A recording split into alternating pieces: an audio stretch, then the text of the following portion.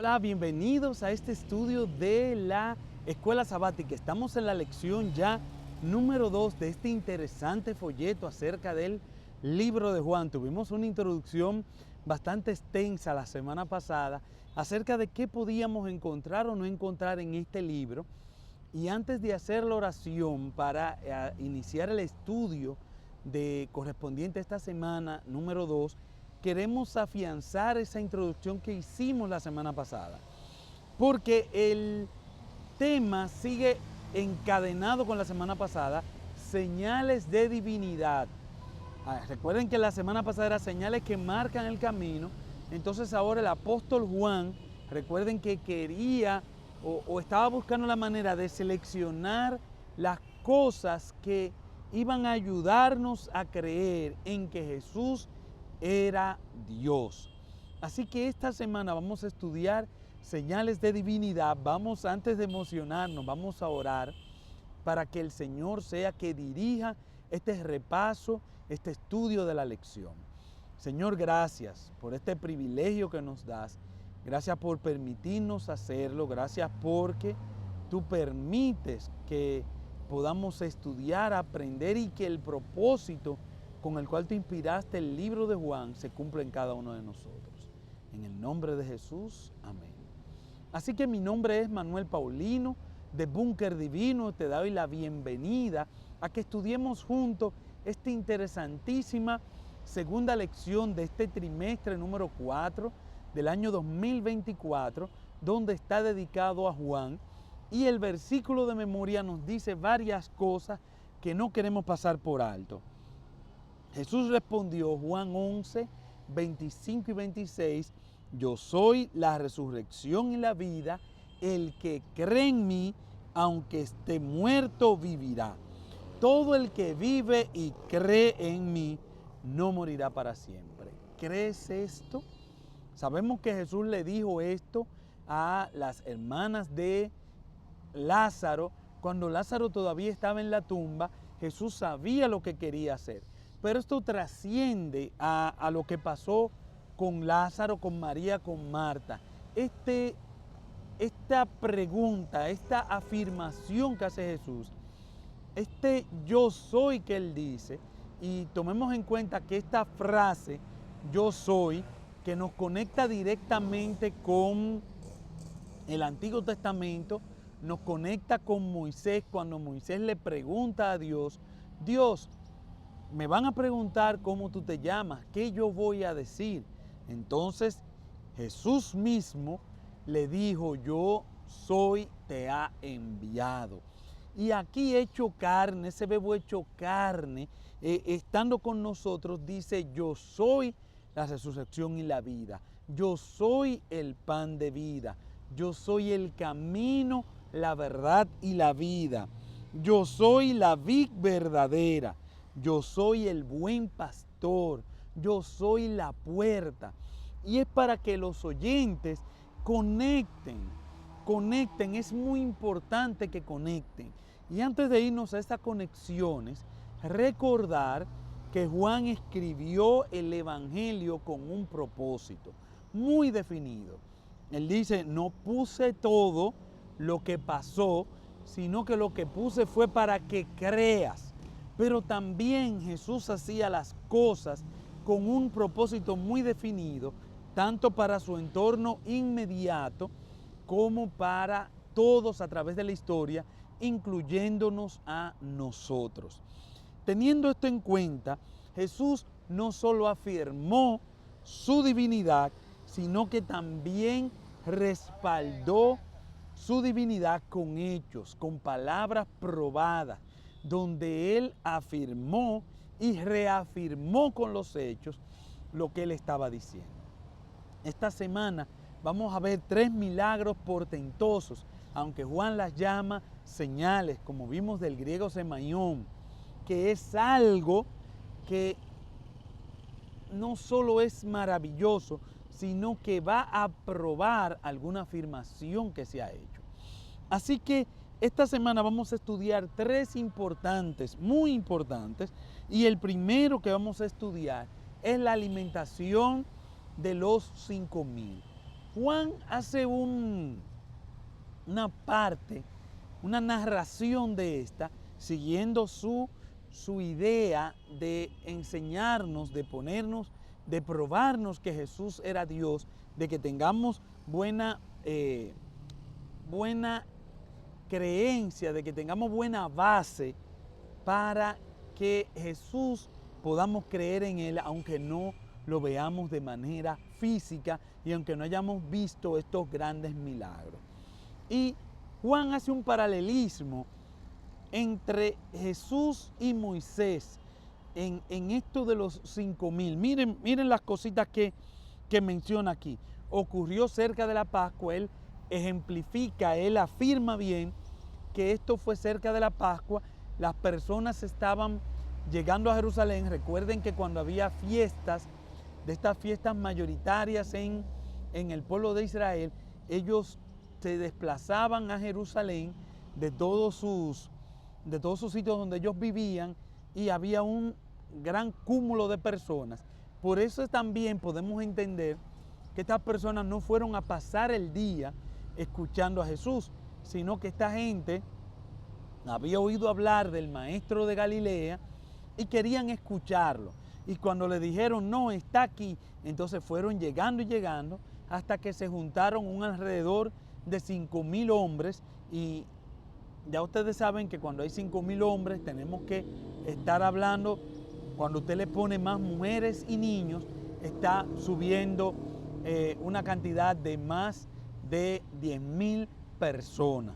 Pero también hay otro de los paralelismos que Jesús hace, que nos menciona en la lección, y es que Jesús sube a una montaña y Moisés subió, como todos sabemos, al Sinaí. También el milagro de la multiplicación recuerda otro milagro que tuvo que ver con que muchas personas comieran, y que fuera no por lo que ellos hicieron, sino por un poder majestuoso y milagroso, que es la alimentación por el maná. Entonces, la parte del maná también la podemos conectar con la alimentación milagrosa de Jesús. Al sobrar quedaron 12 cestas, y el 12 es un número bien simbólico en el pueblo de Israel, como las 12 tribus, los 12 hijos de Jacob y todo esto. Y número 5, y este quizás es el más importante y es el que el apóstol Juan quería conectar, es lo que se encuentra en Deuteronomio 18:15. Moisés dijo, el Señor tu Dios hará que surja en medio de ti, de entre tus hermanos, un profeta como yo. A él deberás escuchar, tal y como lo pediste al Señor tu Dios en el día de la asamblea de Horeb. Juan va encaminando todo el relato para no solo decir la maravilla, el portento que Jesús había dicho con relación a los 5,000 personas, hombres que había alimentado. Ya quedamos que debe ser más del doble, que habían comido con solamente 5 panes y 3 pececitos. Ahora, Juan quería llevar a este punto, pero Jesús no había venido para eso. No había venido para que lo hicieran rey. No había venido para que las personas con su necesidad temporal lo coronaran. Claro, usted y yo hubiéramos estado allí y también hubiéramos querido hacer rey a Jesús. ¿Qué mejor rey que Jesús? Alimentaba con poca cosa, sanaba a los enfermos. Ellos estaban bajo un yugo romano y necesitaban a alguien que los liderara. Imagínate que la persona que liderase sus ejércitos pudiera sanar a los que fueran heridos, pudiera alimentar con poca cosa y otros milagros más. Era una victoria totalmente garantizada. Entonces, claro que los entendemos, pero el propósito de Jesús no era ese. Jesús, en lugar de ello, el relato de la alimentación le dio la oportunidad a Jesús de decir uno de los yo soy que él dijo en el Evangelio de San Juan. Yo soy el pan de vida. El que quiera comer de mí, el que quiera tener vida, el que quiera alimentarse, no de una manera temporal, no que vuelvas a tener hambre, sino un sustento que perdure y podemos añadirle para vida eterna. Entonces tiene que comer conmigo, tiene que hablar conmigo. Entonces, esto era lo que en realidad Juan quería enfocar. Recuerden que el milagro, el semaión, un milagro que no se había hecho en la historia, podemos ver al profeta Eliseo que había multiplicado unos panes, pero eran para alrededor de 100 personas. Esta cantidad que Jesús había hecho con poca cosa, no tenía parangón en la historia, pero esta señal que de por sí era portentosa, en realidad el apóstol lo que quería era llegar a que Jesús era el pan de vida, el maná del cielo, y a conectar con ese profeta que había dicho Moisés que iba a venir y decirle al pueblo, mira, ese profeta es el que Moisés profetizó anteriormente. También hay un segundo milagro, también que nunca había pasado en la historia registrada en la Biblia.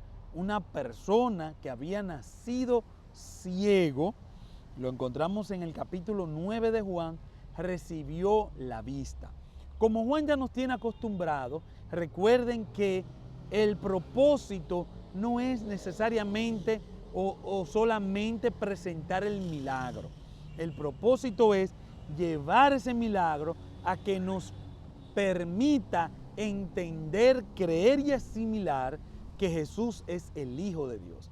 Ahora hay otro actor que no queremos soslayar, y es que Jesús también hacía las cosas con un propósito. Jesús pudo sanar al ciego en otro día, pero Él lo sanó en sábado. La semana pasada tocamos esto. ¿Por qué?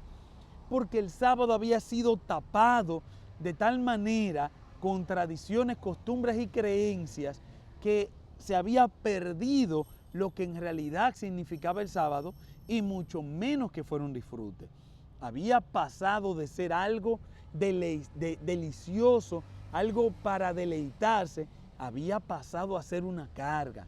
Y tristemente el enemigo era feliz, y todavía es feliz, con tener ese sábado así. Padres, aquí hacemos un paréntesis. Debemos tener cuidado cómo nosotros fomentamos la observancia del sábado en nuestra casa. Porque a veces sin querer estamos llevando a que nuestros hijos amen más el domingo, deseen más el domingo que el sábado. El sábado es un día de no puedo, no hago, no esto. Muchas veces ni pasamos tiempo con nuestra familia por ocupaciones en la iglesia, obra misionera, y no vamos a abundar mucho en eso, pero no pasamos tiempo como familia.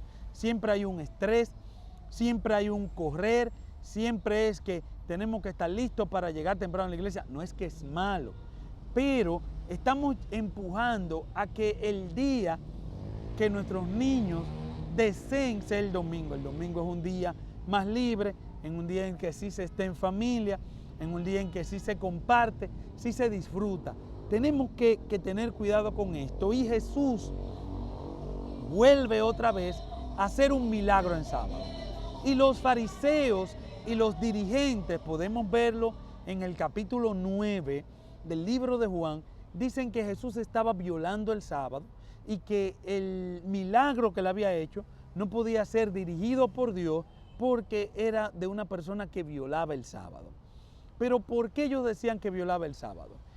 Ellos habían puesto sus reglas, sus tradiciones, sus costumbres a la par en importancia que la ley de Dios. Ellos creían y le decían y le enseñaban a la gente que lo que habían aprendido, lo que ellos le enseñaban, tenía el mismo valor que el mandamiento instituido por Dios.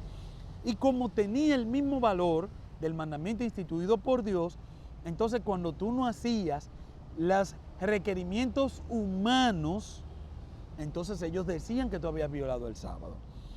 Me encanta lo que el ciego o ex ciego le dice a ellos, y queremos tocar 4 cositas acerca de esta historia. Número 1, tenemos que aclarar que los pecados, y en la historia de Job podemos evidenciarlo, aunque sí el pecado tiene consecuencias en todas las áreas de la vida, no necesariamente que te esté pasando algo o que le esté pasando algo a alguien es por causa del pecado.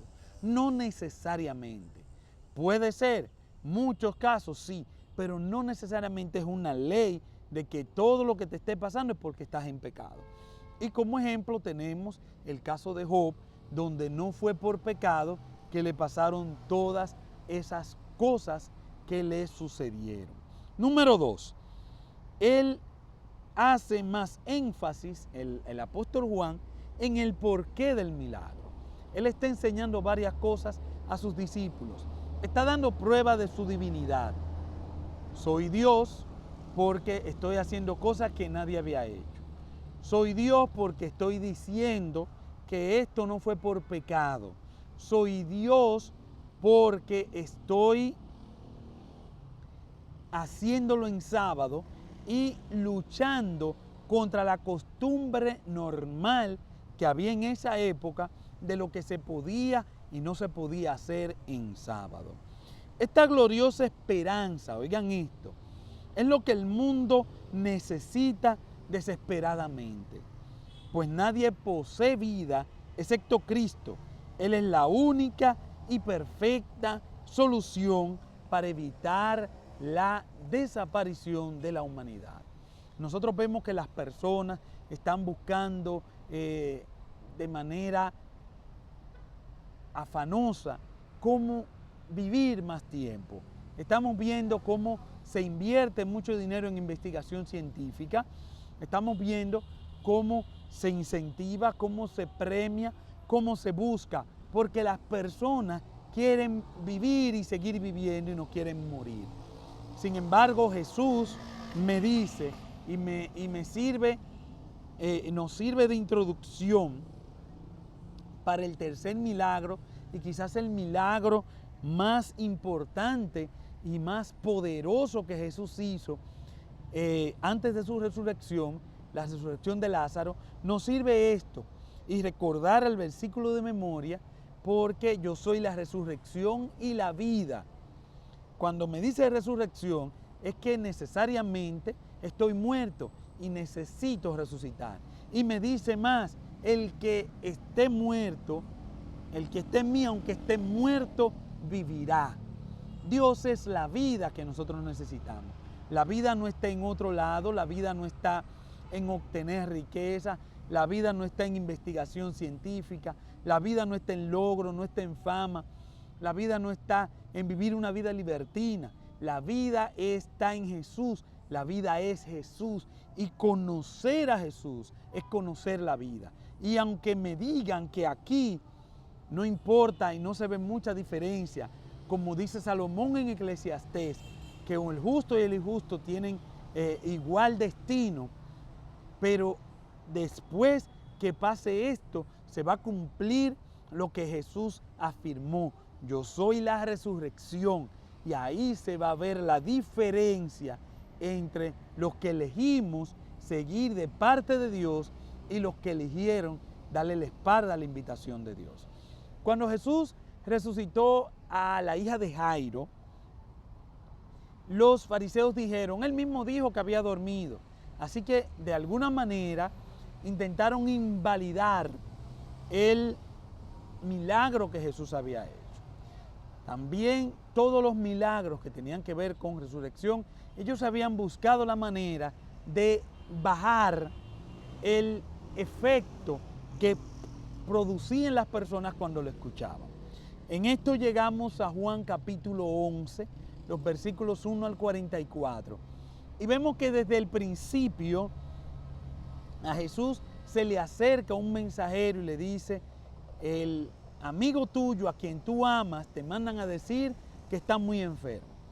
Jesús estaba a 2 días de camino y en vez de arrancar hacia Betania, se queda donde estaba. Dura 2 días y después le dice que van hacia allá. Cuando Jesús llega allá, él tiene 4 días de muerto. Marta, a través de su incredulidad, pero da una certificación de muerte cuando él le dice, quiten la piedra.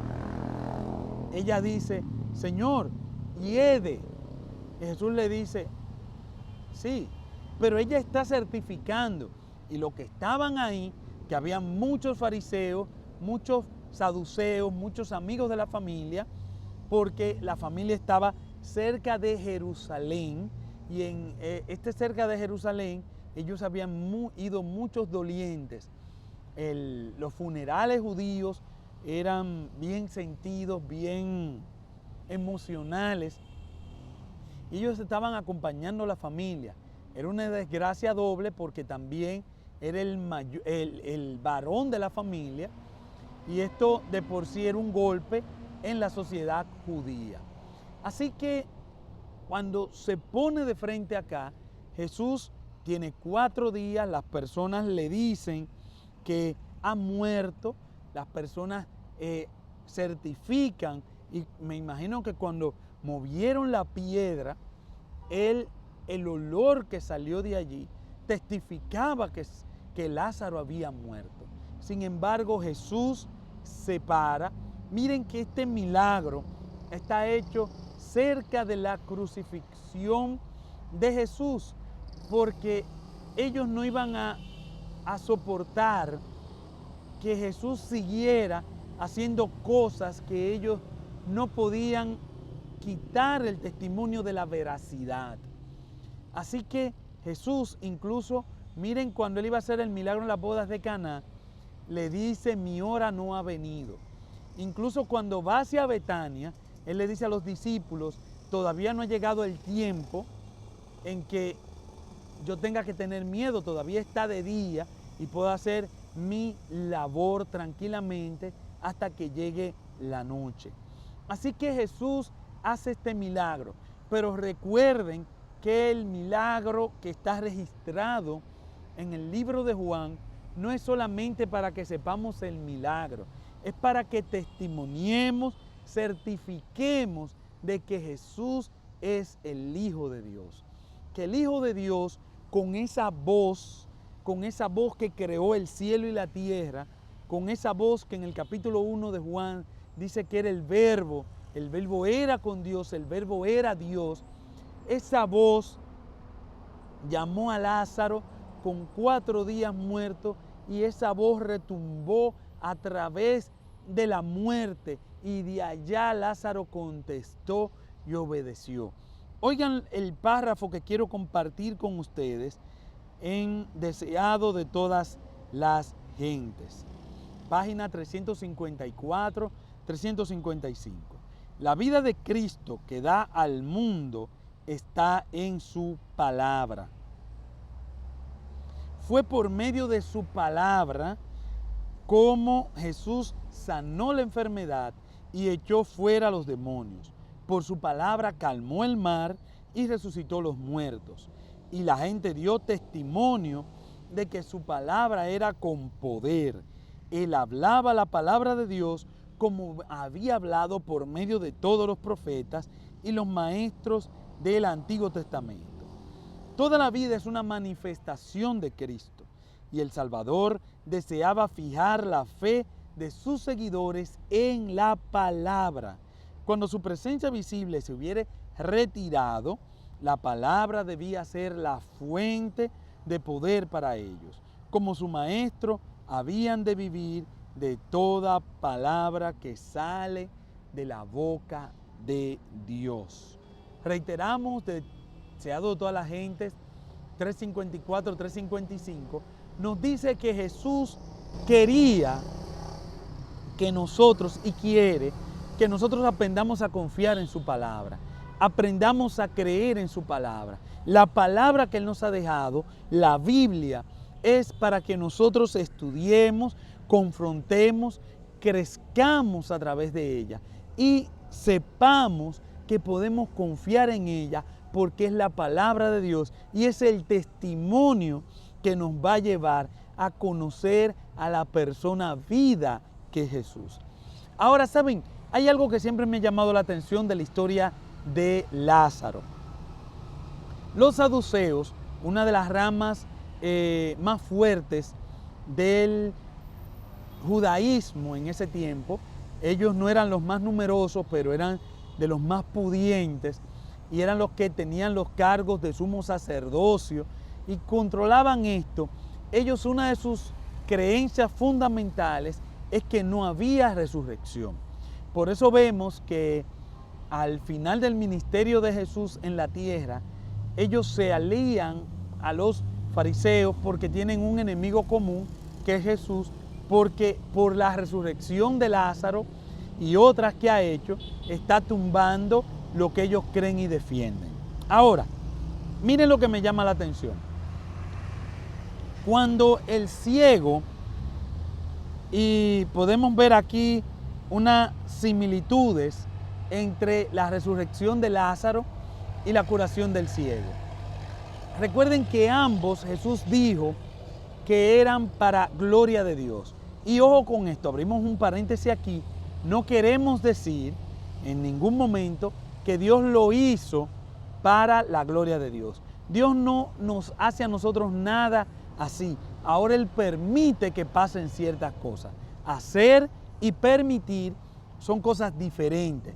Dios permite que nos pasen ciertas situaciones en la vida y aproveche esas situaciones para darnos enseñanza, para que crezcamos, para que nos pulamos y para que nos parezcamos más al Hijo de Dios, que es nuestra meta, nuestro propósito a seguir. Entonces, oigan lo que pasó. Cuando Jesús hace la señal con el ciego, que todo el mundo que lo ve dice, no, este tiene que ser el Hijo de Dios. Incluso el ciego les dice, bueno, señores, ¿ustedes creen que una persona que esté en pecado puede hacer las señales que este hombre hace? Entonces, ¿qué hacen los fariseos, los dirigentes? En vez de creer, se endurecen. En vez de creer, le buscan la quinta pata.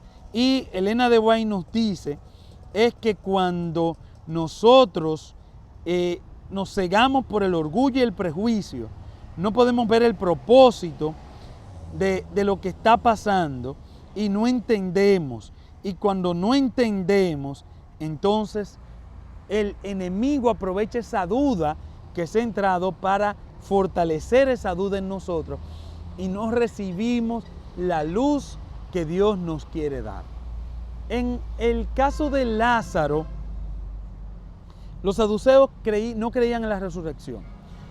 Cuando Lázaro resucita de una manera tal que nadie puede negar, nadie puede menospreciar, nadie puede disminuir el milagro que ha sido hecho, entonces ellos, en vez de creer y decir, bueno, yo soy un buscador de la verdad y ya me han demostrado de manera fehaciente. Recuerden que dijimos al principio que Jesús no solo decía que era el Hijo de Dios, sino que lo probaba. Por ejemplo, el decir, yo soy la luz del mundo, iluminó al ciego. Yo soy el pan de vida, alimentó a los 5,000 hombres. Yo soy la resurrección y la vida, resucitó a Lázaro. Entonces, en vez de ellos caer a los pies de Jesús y decir, Señor, reconozco que estaba equivocado, perdóname y haz como tú quieras conmigo porque reconozco que tú eres. Ellos lo que intentaron hacer fue entonces matar a Lázaro, matar a la prueba de que su teoría no estaba correcta. Y ellos sabían que no estaba correcta, pero se empecinaron en demostrar. Y como esta era una prueba viviente, tenían que matarlo para quitarlo. Oigan lo que dice acá. Lo que asusta aquí es la ceguera espiritual de los líderes religiosos.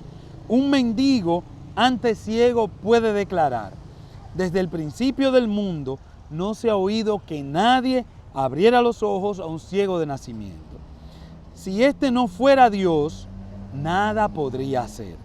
Sin embargo, los líderes religiosos, los guías espirituales de la nación, quienes debieron ser los primeros en reconocer a Jesús y aceptarlo como el Mesías, no pueden verlo a pesar de la poderosa evidencia. En realidad, no quieren verlo. Qué poderosa advertencia acerca de cómo nuestros corazones pueden engañarnos. Y tenemos que tener mucho cuidado con eso, estimados amigos que nos escuchan y que nos acompañan en este estudio. Hay cosas que nosotros creemos y no necesariamente hemos investigado por qué la creemos. Quizás no hemos buscado en la Biblia, no sabemos, alguien de influencia en nuestra vida nos enseñó a hacerlo así, alguien de influencia en nuestra vida lo creía, quizás lo heredamos, quizás es una tradición en la iglesia que nos congregamos. Nada de esto es una prueba fehaciente de que lo que estamos haciendo está bien, es correcto y de parte de Dios. El problema no es solamente ese. El problema es que cuando Dios nos dé la luz para nosotros reconocer lo que estamos haciendo mal y cambiar, nosotros tenemos que tener la humildad necesaria para cambiar y decir, estoy equivocado, este es el camino. Y para eso tenemos que seguir estudiando la palabra de Dios. Quiero terminar con esta frase de la Revian Herald del 1 de noviembre de 1892. Cristo vino a revelar al mundo el conocimiento del carácter de Dios. La verdad de Dios había estado oculta bajo una montaña de tradición y error. Las ofrendas de sacrificio que se habían ordenado para instruir a los hombres acerca de la expiación vicaria de Cristo, a fin de enseñarles que sin el derramamiento de sangre no hay remisión de pecado, se había convertido para ellos en una piedra de tropiezo. Todo lo que era espiritual y santo estaba distorsionado, en su entendimiento oscurecido. Estaban cegados por el orgullo, los prejuicios, de modo que no podían ver el propósito de lo que había sido abolido. Jesús vino a cambiar el orden de cosas que entonces existía y revelarles el carácter de su Padre. Reiteramos, esto lo escribió la pluma inspirada de Elena White en la Revian Herald, 1 de noviembre de 1892, el párrafo 12. Nosotros estamos en un constante crecimiento. La luz que nosotros tenemos es mayor que la luz que había hace 100 años de la palabra de Dios. Y Dios sigue revelando esa luz y sigue creciendo esa luz. No nos aferremos a tradiciones. Vamos a creer en un así está escrito para que no por nuestra terquedad nos cerremos a recibir la luz que Dios nos está mandando. Esta semana estudiamos señales de divinidad, 3 milagros poderosos en los que Juan, por inspiración del Espíritu Santo, entiende que vamos a creer que Jesús es el Hijo de Dios. La invitación es, mi amigo, mi hermano, a que nos afiancemos en que Jesús es el Hijo de Dios. Nuestra vida, como dice el versículo de memoria, yo soy la resurrección y la vida, el que cree en mí, aunque esté muerto, vivirá. Todo el que vive y cree en mí, no morirá para siempre. ¿Crees esto? Ojalá que tu respuesta y la mía sea sí, Señor. Yo creo que tú eres la vida y voy a conocerte mejor porque yo quiero que tú me permitas vivir. Gracias por estar con nosotros acá en Búnker Divino. Nos vemos la semana que viene para estudiar la tercera lección de este trimestre. Dios te bendiga y recuerda compartir para que este ministerio siga creciendo. Muchas bendiciones.